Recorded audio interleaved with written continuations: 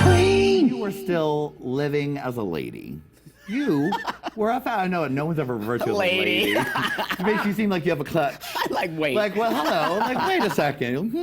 There was a time when you were a fashion model, a lady fashion model, but when that part of the film came up, I was like, look at her. Look at her. Fashion.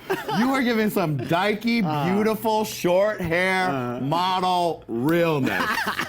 But that was a difficult moment for you because you were having to be a woman, which you were not.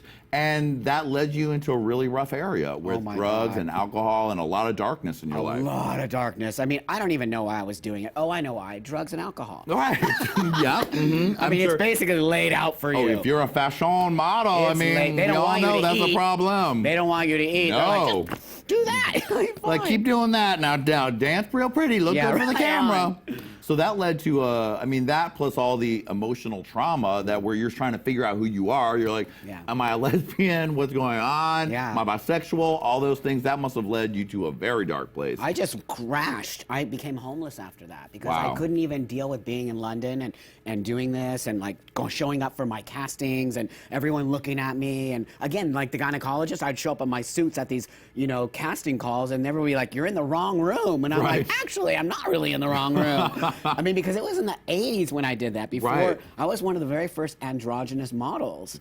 Buck Angel, a pioneer in all ways. It's crazy. A pioneer in both genders. How dare you? How dare you? He dares, everyone. And you can too.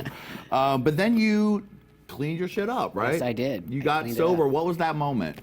Homeless here in West Hollywood, living in the park in West Hollywood, which horrible.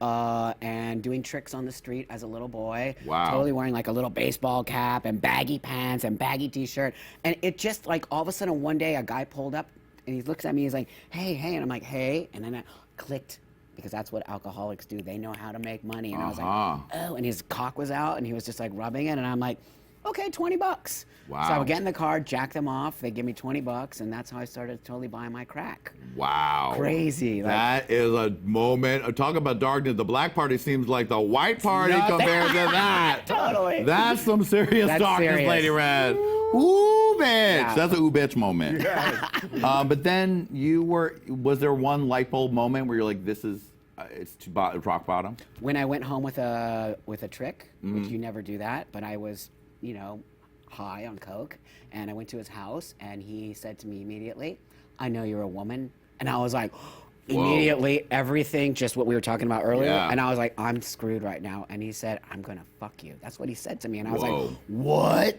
And then I just took off because I strapped down, and I just took it off, and I let him feel me there, and then he did that, and then it was done, and I was like, do you think you could take me back to the donut shop? He did. Wow. I mean, really, that was it. You were at the donut shop like, this is fucked. That was it. This is fucked. I need a donut with sprinkles, I totally need to get did. sober. I totally got a donut, a coffee, and I called my ex-girlfriend, and I said, please pick me up or I'm gonna die. Wow. Please pick me up, and she did, and I got sober, and That's amazing. That was it. And now you've continued that way.